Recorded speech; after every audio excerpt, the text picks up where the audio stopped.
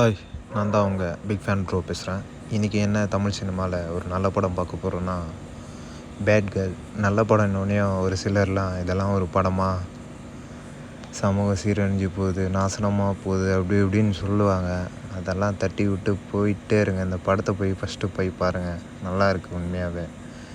Bad கேர்ளுன்றதோடைய இந்த director good கேர்ள்னு சொல்லலாம். ஏன்னா இந்த படம் எடுத்ததுக்காக அவங்கள குட் கேர்ள்னு சொல்லலாம். ஏன்னா ஒவ்வொரு பெண்களுக்கும் ஒரு இண்டிபெண்டன்ட் தேவைப்படுது. அந்த இண்டிபெண்டண்ட்டாக இருக்கணும்னு தான் இந்த படம்.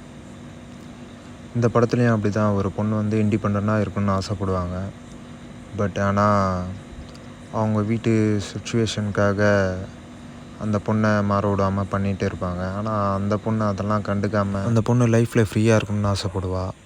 அப்புறம் இந்த படத்தில் பார்த்திங்கன்னா ஒரு கம்யூனிட்டி தான் இது போல் காட்டியிருக்காங்க. ஆனால் தமிழ்நாட்டில் இருக்கிற எல்லா கம்யூனிட்டி, ஜாதி, மதம், இந்து, முஸ்லீம், கிறிஸ்டின், இது போல் நிறைய பேர் இருக்காங்க. அவங்களும் இது போல் வெளியே வரணும். முக்கியமாக அவங்களாம் படம் பார்க்கணும். முக்கியமாக கேர்ள்ஸ் பார்க்க வேண்டிய படம் இது. கண்டிப்பாக பாருங்கள்.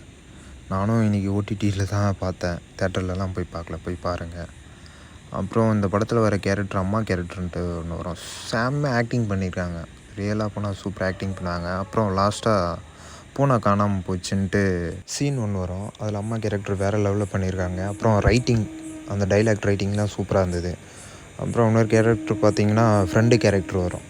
இதில் பசங்க பார்த்திங்கன்னா பசங்களுக்காக உயிரை தருவோம், பசங்க தான் பண்ணுவாங்கன்ட்டு அப்படியெல்லாம் இல்லை. இந்த படத்தில் பொண்ணுங்களும் நாங்களும் தருவோம். ஆனால் அதனால் உயிரெலாம் தரமாட்டாங்க. லாஸ்ட் வரைக்கும் அவங்க ஃப்ரெண்டு தான் இருப்பாங்க டச்சில். மிச்சம் எல்லாம் வந்து கைட்டி விட்டு போகிற மாரியும் இருக்கும். ஆனால் இந்த பொண்ணு எல்லாருக்கும் உண்மையாக தான் இருப்பாள். ஆனால் பசங்க தான் வந்து கைட்டி விட்டு போகிற மாரி இருக்கும். முக்கியமாக பாய்ஸ் அண்ட் கேர்ள்ஸ் பாருங்கள்.